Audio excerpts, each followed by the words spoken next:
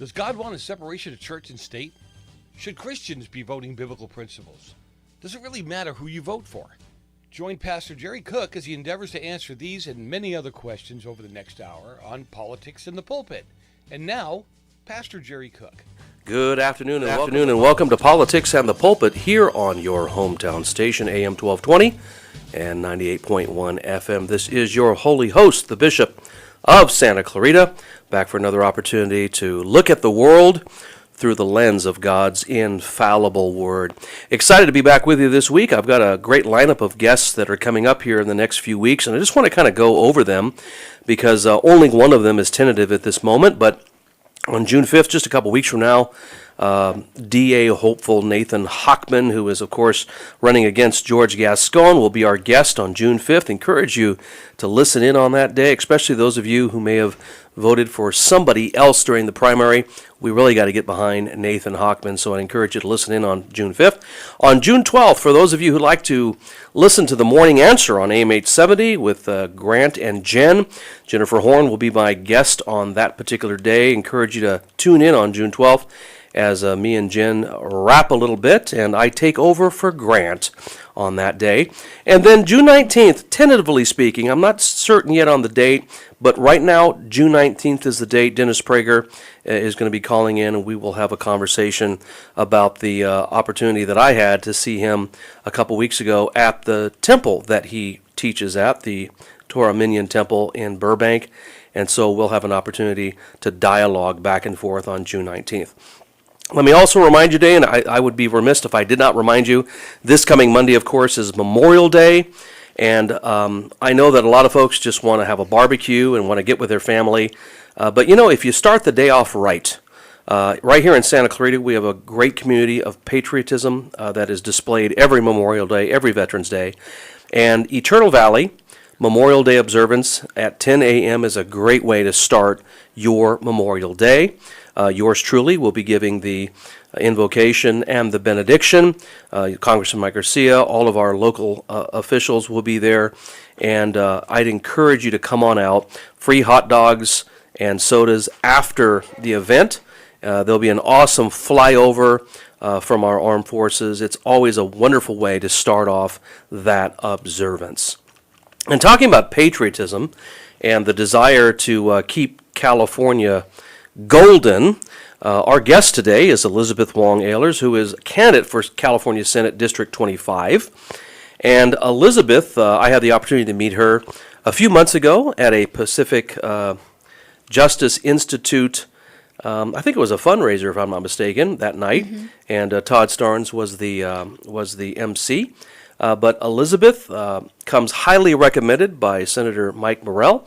Well, Elizabeth, welcome to Politics and the Pulpit. Thanks so much, Pastor Jerry. It's so good to be with you today. Tell the listeners a little bit about who Elizabeth is. Elizabeth Wong Ahlers. I'm fifth-generation California-born, Chinese-American. Ron and I have been married 34 years. We have 6 children. We home-educated all of them, just graduated the youngest one last June so that we could campaign full-time, and we're pretty much campaigning as a family. So you're telling me that you gave up going into big business to raise your kids and educate them at home? You know, it can be done. And we're so proud of our children and thankful to the Lord that 30 years ago we made that decision, because who would have thought that now in 2024 the people that have their children in public school would feel they have to homeschool if they're going to protect their children from the transgender agenda and the curriculums and the harmful things that are now in schools. When we started homeschooling, it was more with the idea of raising our kids to be leaders and a cut above their peers, to lead their generation and turn their culture around, because we saw what was coming 30 years ago. So we were homeschooling more for instilling leadership into the kids rather than having to shelter them and protect them so much from the dangers out there. But now people really have to protect their kids from It's funny. dangerous I'm sure you probably situations. faced some of this back in the day when you decided to homeschool your kids. But one of the things that we faced from some friends and some family when we decided to do the same with our 3 kids, which is, well, your kids are going to be living a sheltered life. They need to get out there and play with other kids and all that kind of stuff. Now, I could just say with absolute certainty, my wife would back me up on this, all 3 of my kids do not live sheltered lives. They're engaged not only in the church community, but their community at large. Right. And they're actually quite adept at Yes. communicating, and they're not sheltered, cloistered individuals, right? Right. Yeah. They grew up interacting with all ages, all adults, and we made sure that we were not just exposing the children to the world out there and everywhere, but leading them in how to interact in a solid biblical worldview, and to lead. Yeah. Yeah. So you're a mom, you're a wife, you're 5th generation, you'd said. So what made you decide, Elizabeth, that you are going to throw your hat in the political ring? What was the thing that just pushed you over? 2018, I was praying for my kids. I knew some of them would go into the government sector, and all through homeschooling, I really enjoyed teaching them American history and government. And after our Bible time, we always did something in the news. And through the Obama years, I was really showing them what's going on in the Muslim world and interacting with our culture here. And as I was praying at that time in 2018,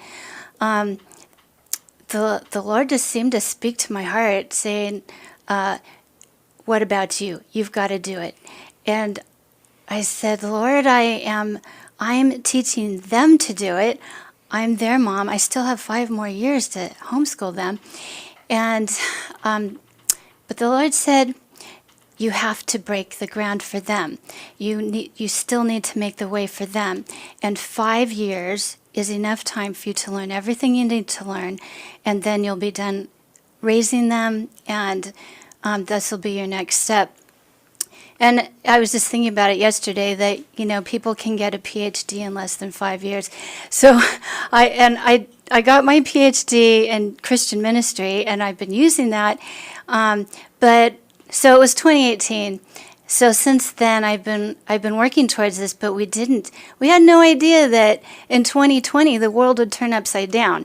I knew that I would be involved and probably run for office, but I thought, President Trump was 70 when he ran, or somewhere near 70, and so, I could have 20 years before, I actually entered public office. But then 2020, I was like, we don't have 20 years. If we don't do something now, we're lost. So 2021, I ran for town council in La Crescenta. I won by historic margins over there, and it was a really interesting time to be door knocking. 2021, people were still locked down, masked up, but where I saw a house flying a flag, I thought those people have courage, and I went and knocked on that house, gave them a big smile, and and if they had the courage to open the door, they saw my red, white, and blue flyer and said, "We'll vote for you." No question asked about party or anything. So I had people come out and vote for council that had never voted for that election before, people that had never registered to vote. They registered just to vote for my council election.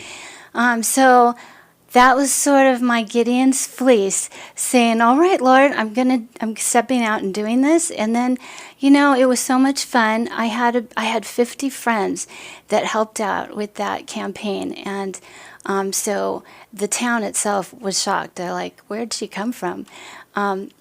And it's been a great experience serving in that capacity. It hasn't been long, but it's time to get to Sacramento because a lot of our a lot of the things that we as Christians are concerned about are coming from state level. Everything from we want our families and our kids to be able to afford to stay in California to we want to be able to send our child to school and not be afraid that they're going to be permanently damaged for the rest of their life. If you're just joining us, we're talking to Elizabeth Wong Ahlers, who is running for Senate District 25. And that district is a large district. It starts in Glendale and it goes all the way out to Rancho Cucamonga, a little bit of a gap in between there, but it's a huge, huge district, probably, as we mentioned before the radio show, about 1 million people that you'd be representing. What are some common sense things you can do? Lord willing, you get elected in November, you go into Sacramento come January of 2025.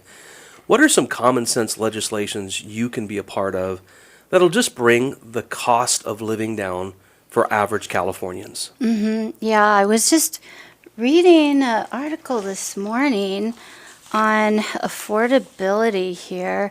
A lot of it has to do with supply and demand and housing, and then gas prices so we can get to work, insurance costs, and then the inflation problem is a national issue where, all of our food prices are going up and all prices are going up with inflation. But Sacramento they have the legislative authority to cut regulations, change laws that are limiting our housing supply and causing the housing cost to go up. Florida was able to, let's see. Let's not mention Florida. Oh, okay. A lot of my constituents want to go there now. Right. Yeah, we don't want that. But it can be done in California, and this is a great place to live. It is. We have enough water if it's managed correctly. We have the power sources for all the electricity that we need. If we have the foresight, we have such creative, smart people. So much innovations come out of California. One of the things that need to be done, and I think, just on a side note, I just saw this morning a statistic. I think the median price for a home in California is now $900,000. Wow. That's ridiculous. And to think about, when I first started the Freedom's Way Baptist Church in Santa Clarita, it was 22 years ago. And so we got here in 2001, technically. We started the church in 2002. We lived in Norwalk, and so we would drive back and forth. We never thought we'd ever own a home in this area because it was a rather affluent area. And we just thought, barring a miracle of God, which of course we always held out for, that we'd never own a home here. Well, we got to rent a home. Then we ultimately bought a home in 2008 when the economy took a nosedive under George Bush. And then we bought our second home in 2016, which we love. But for someone like my son, who's 18, going out into the world, many of these young people, they're going to be strapped, renting a single room, one bedroom apartment for $3,000, and that American dream that you and I had just a few years ago seems to be slipping away. What are some things that Elizabeth would do to kind of address that? Would one of the things be to replace Gavin Newsom? Definitely. Yeah, we've tried to recall him so many times. Yeah. Yeah, and I we think have there's another another effort. Yeah, there's another effort going on. So, I didn't realize that there was a law in 2013 that required only so many miles from that people could drive from their home to a city. So all this land that we have where we could be building hasn't been developed because of they don't want us to have driving distance. So I think that's a kind of law that could be undone because now people can work from home. We don't have to commute as far as we used to or as often as we used to. And if you want to commute, that should be your choice. And what would be Elizabeth's take on electric vehicles? Obviously, we know we have a nanny state federal government that basically wants to force everyone to get into electric vehicles by a certain date. And of course, Gavin Newsom is all in on that stuff. I'm assuming you believe in choice. If somebody wants to drive a Tesla, right, by all means do so. Yeah, but if you want a gas-guzzling Suburban, you can drive that as well. The government cannot force people into their ideal utopia land. There's practical requirements to get from here to there, as far as like a dream of having everything electric. You can't make a goal of by 2030 we can have no gas vehicles, because what does that do to people who can't afford an electric vehicle? And what does that do to the industries that don't have the technology ready? And what does that do to our families that need to get to work? And we need all these appliances too. Yeah. And we can't change out everything right away when we don't. When you go by the free market supply and demand, when the technology comes out and the cool new gadgets are available and everybody says, oh, I want to try it, and the more people buy it, then the prices go down, right? And the availability goes up. But you can't force those things without a lot of people suffering. You know, last Thursday, I celebrated a birthday. I know it's remarkable to think that I turned. Yeah, I'm 48 years old. It's amazing what plastic surgery has done. However, we were up in the Owens Valley area. We were fishing. So we drove from my home in Acton, drove up to Bishop, and we went to gas up. I have a Dodge Ram. And so we went to go gas up. And then we saw somebody pull up in one of those little electric charging devices.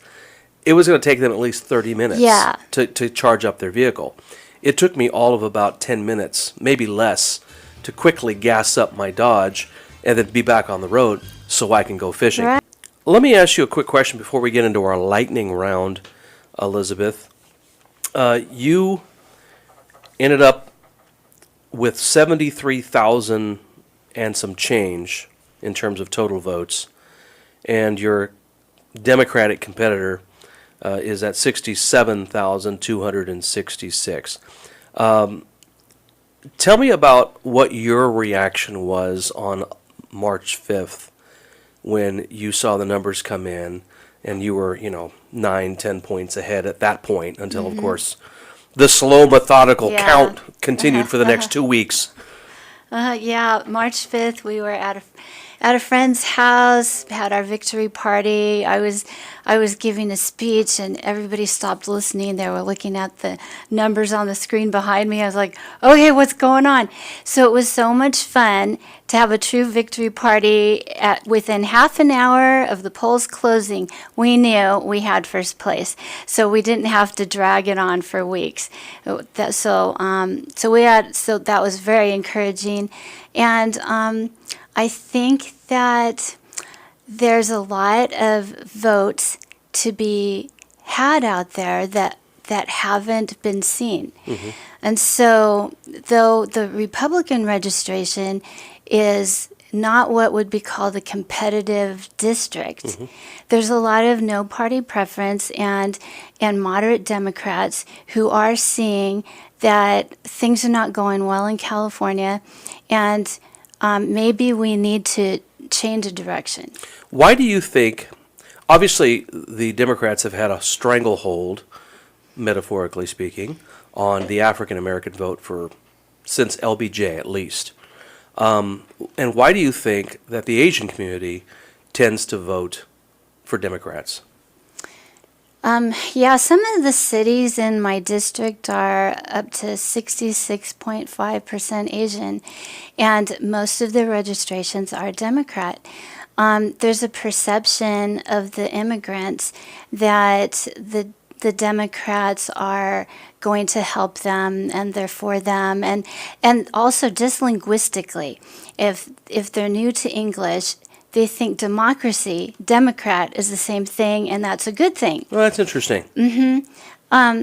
as a fifth generation California Chinese American, it's been really fun for me to reach out to them, give them some information, some education, and just to let them know that we need to have a mentality as a new American that we're here not just to receive everything that we can get for free.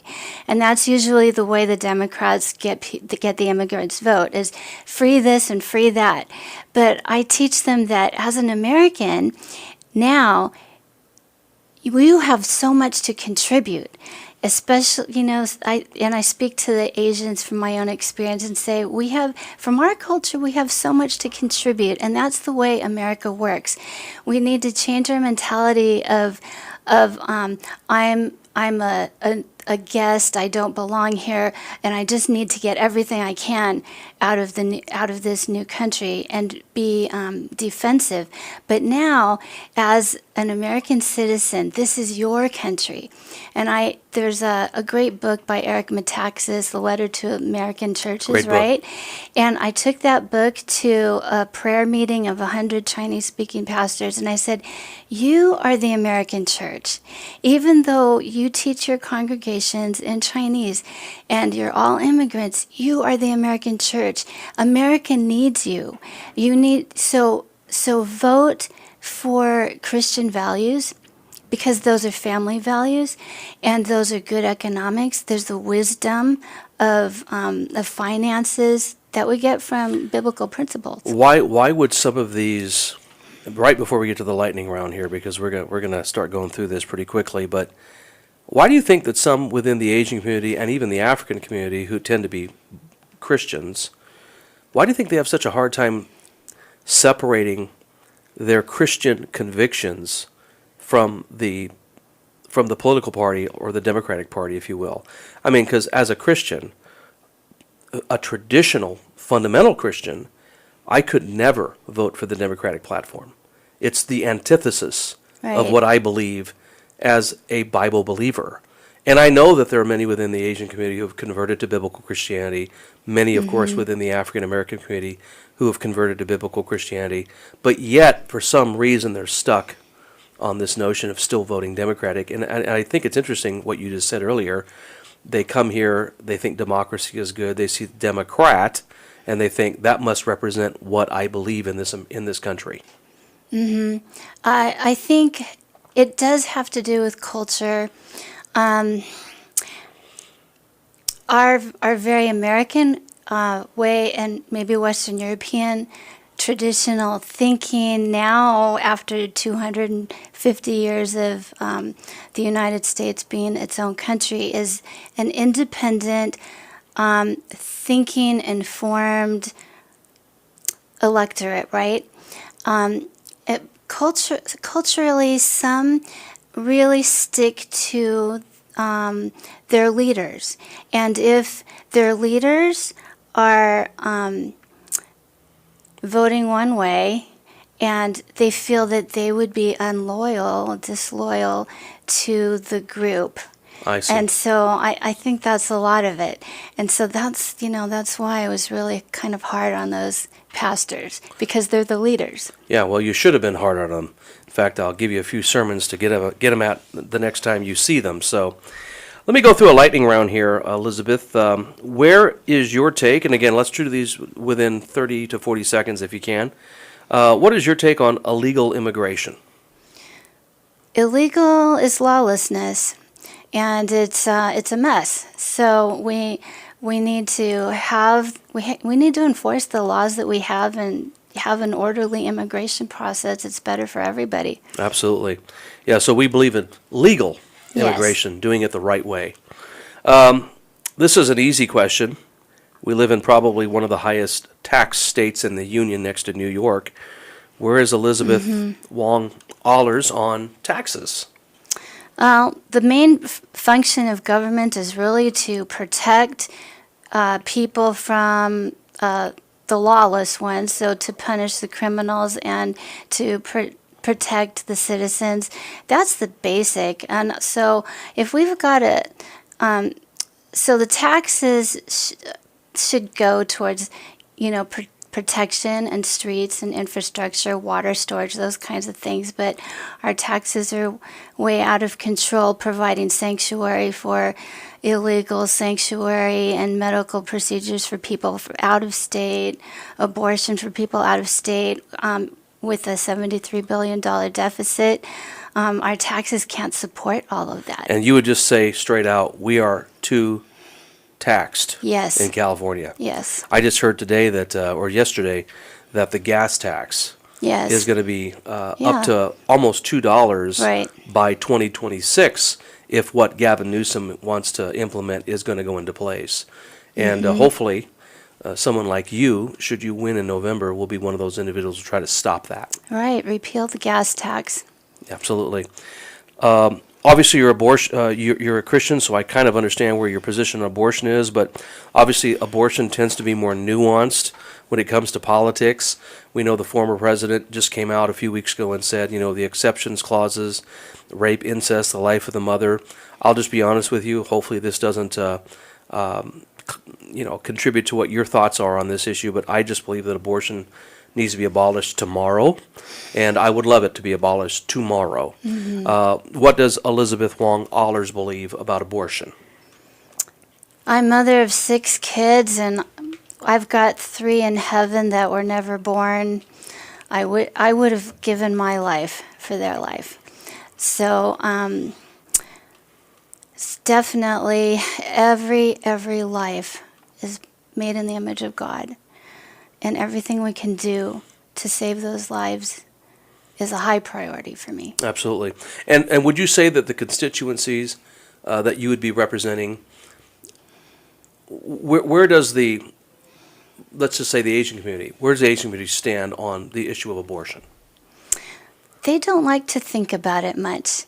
I think if you talk to them individually, they know that this is a baby, and they love children. But when it comes to public policy, they don't think about it much, and they don't want to make waves, stand out from the crowd. So Elizabeth, you would be an exception to this rule, right? Right, and I want to be their leader and show them that we can be bold and stand for maybe an unpopular position because it's right. Yeah. Obviously, there's been a lot of campus chaos, not only here in our state and specifically here in Southern California, but across the nation. What is your take on all of this anti-Israel, anti-Jewish rhetoric and this pro-Hamas from the river to the sea rhetoric that is happening all over our college campuses? It's a frenzy that's not based in facts. And just from a point of law and order, it's way out of control. Those that should be responsible on the campuses have been enabling it and encouraging it. Faculty actually marching with the students. Yeah. At UCLA, I was encouraged to see that there were Jewish faculty members that went to the regents meeting and said that this is not right, but they're not publicized much. They're not backed very well by the university, and so and these universities are tax funded. Yeah. Yeah. Maybe we should take a page out of the Gaza playbook where they are encouraging these universities to divest from Israel. Maybe we ought to say, we ought to divest from you folks and not give you any more tax money. Right. Well, I've had 4 of my children we sent to UC because I met my husband at UCLA. We're alums, and the kids have grown up, And who knows, maybe lightning will strike again, right? But no more. Our last 2, I'm sorry, we're not giving any more money to UC. Yeah. We have one student in our church that is at UCLA, and I did everything I could to dissuade those parents from sending her there, but unfortunately they're seeing what's happening. When it comes to school choice, obviously you think that the money should follow the student, not necessarily the system. Right, 40% of California's budget is marked for education, and so if we're paying the highest. We're putting in more taxes into education in California than most other states, and we're not getting out of it what the quality that we should. So if we're paying those taxes, we should be able to choose what's best for our kids. Absolutely, and that could be homeschooling, if that's what mom and dad choose, or why not? Or public education, or a private Christian institution. Right. Absolutely. So again, money should follow the student, not the system. Right. I got to ask this question because there's this this dynamic happening within the Republican Party of traditional John Boehner, John McCain Republican, and then the new, more populist, new and improved MAGA Republicans, the Trumpsters. Where does Elizabeth Wong Ahlers stand on where her conservatism is? Is it firmly kind of in both camps, one camp more than the other, or is it just wherever God's word is?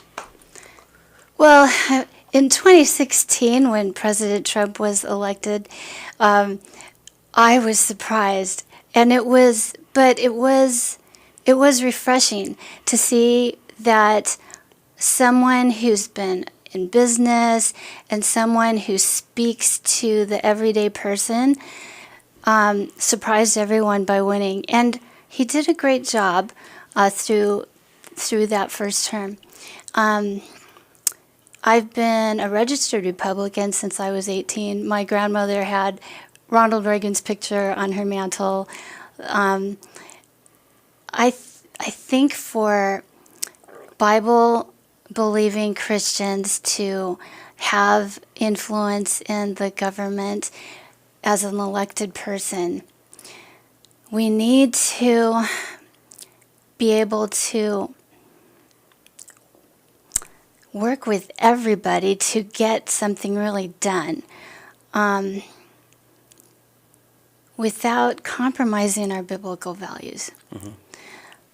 So I do stand on biblical principles primarily. If let's say you get elected in November, you're representing the 25th district in February of 2025, pandemic happens, another pandemic. Mm-hmm. Masking all of a sudden comes back. Can't sing in church. Church has got to shutter. Walmart can stay open. What does Elizabeth Wong Ahlers say at that point? Well, all of those things we've already seen that it's not effective. And it's destructive to our businesses, destructive to our churches, destructive to the children who can't go to school, destructive to our health if we don't get oxygen. Yeah, oxygen's kind of important, isn't it? Real quick, Trump or Biden in November, and by how big of a margin either way? Just a fun question. Yeah. Well, people love Trump. If you look at those rallies, there's 30,000, so it's huge all along the way.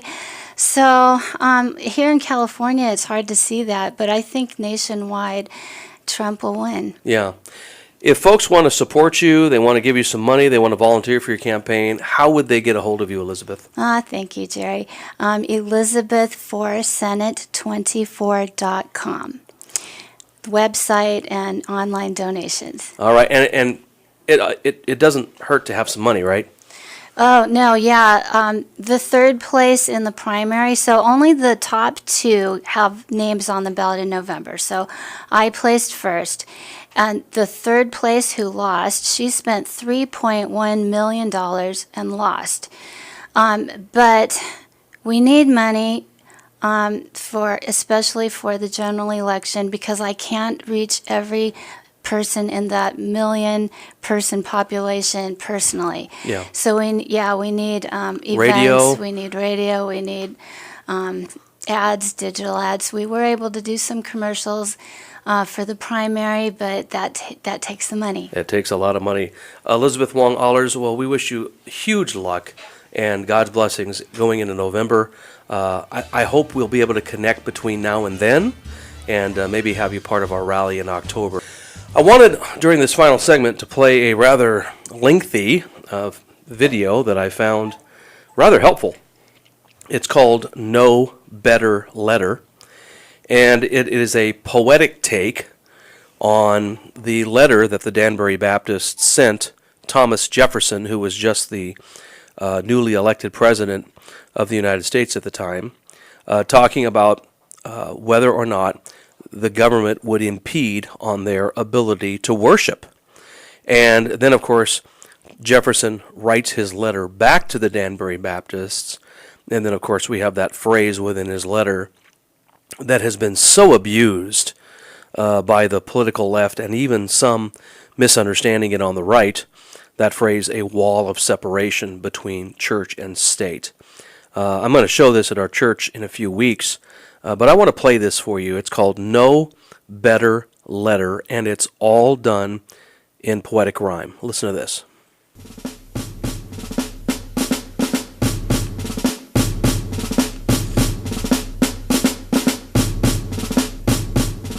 Back when our nation had just begun, a letter was written in 1801. It was sent from a group of women and men, and it went to the man who was president then. Thomas Jefferson was his name. One day, to his desk, their letter came. They wrote with respect and great etiquette from the town of Danbury, there in Connecticut. They asked Mr. Jefferson, "Will we be free to worship with total security? Are we, the people, allowed to determine the contents of every Sunday sermon? Or will we be told what we have to teach? Will it be controlled what the preacher can preach?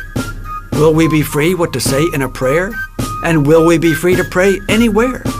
Would you, Mr. President, please guarantee to protect this sacred liberty?"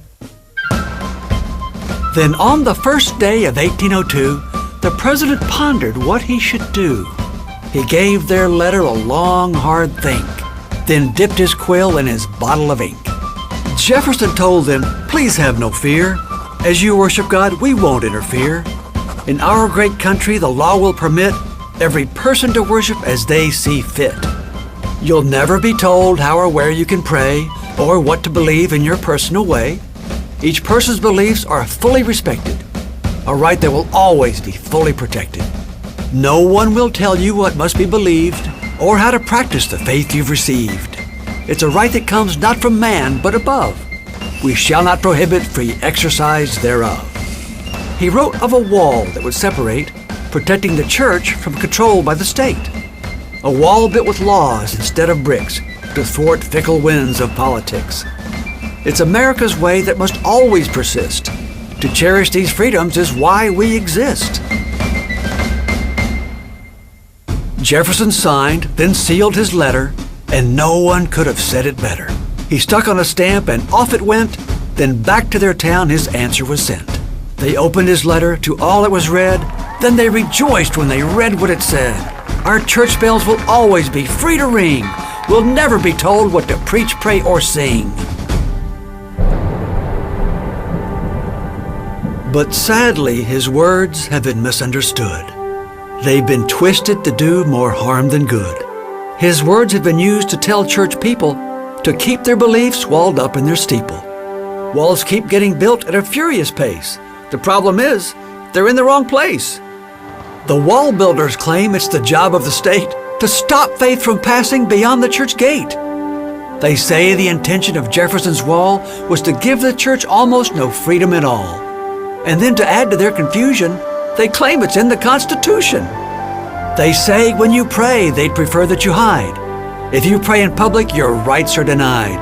And if you dare stand up for what you believe, then others can tell you to get up and leave. But that's not at all what Jefferson meant when his original letter was sent. The wall of separation he wrote about was meant to keep the government out. The rights and freedoms his letter intended will always need to be strongly defended. That's why we have courts where justice shines bright. enforcing our laws and defending this right. Today, at over 2 centuries later, no president's wisdom has ever been greater. Standing up for our rights, yet kneeling we nod. We're thankful these rights come directly from God. That's a pretty neat little way to explain, in a rather poetic way, all of the interesting intricacies of separation of church and state. I think what most people miss, especially those on the left, is they only read the small portion of Thomas Jefferson's response to the Danbury Baptists. And what they fail to do is they don't read what the Danbury Baptists, the initial letter that they sent to Jefferson, which then caused Jefferson to write his letter in response. And you have to ask yourself this question: did the Danbury Baptists actually say in their letter, we don't want any freedom in the public square at all. Please, Mr. Jefferson, erect a wall of separation so there could be no voice of dissent by the Christian in the public square. That is not what the Danbury Baptist wrote. What they wanted to know was, were we going to revert to what the founders left in England, which was a state-church relationship? Not just churches, but a particular denomination over the state. Remember, when they left England, the Anglican Church was the state church. The ruling class was both the religious ruler as well as the political ruler, and those Baptists were very concerned that that is what would happen again here in the United States of America. And they said, listen, in their letter, and you could read it, it's online, folks. They basically said this, if I may paraphrase: we've got to make sure that the relationship between the individual and God is indeed between the individual and God, and that nothing is forced on somebody, either from the federal government or from a state government. And Thomas Jefferson has said, of course, there would be a wall of separation, protecting Christians from the state. Folks, you need to do your homework, especially those of you that listen that are on the left, that frankly have a brain the size of a peanut. Just read what the Danbury Baptists said in their letter. Now, of course, it's in Old English, so you're going to have a tough time. But it's there if you care to read it. And one last thing before I go. If you guys on the left really believed in separation of church and state, then why did you feel like you needed to intrude and impede on the church in 2020? Oh, global pandemic. Everybody had to. No, not everybody did. Your beloved Gavin Newsom did, and many other politicians did. But they made everybody else shudder, except for me, of course. I lived my life, and other normal people did too. Folks, the left tends to be hypocritical on that position. When we return next week on Politics in the Pulpit, we'll have another great opportunity to look at the world through the lens of the Word. We'll catch you next week. You've been listening to Politics in the Pulpit with Pastor Jerry Cook. Join us every Wednesday at 2 p.m.